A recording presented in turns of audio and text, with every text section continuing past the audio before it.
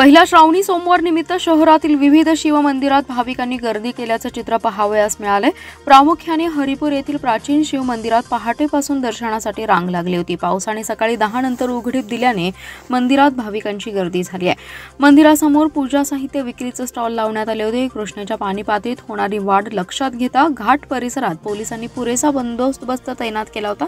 तिथे जाण्याचा भाविकांना मज्जाव करण्यात आला होता। श्रावणी सोमवार निमित्ताने हरिपुरात संगमेश्वराच्या दर्शनासाठी भाविकांनी सकाळपासूनच गर्दी केली होती।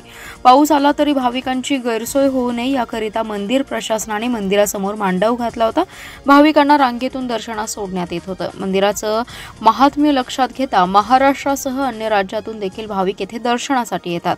महाशिवरात्रीला देखील हरिपूरला जाऊन शंकराचं दर्शन घेण्यास अनेक जण प्राधान्य देतात।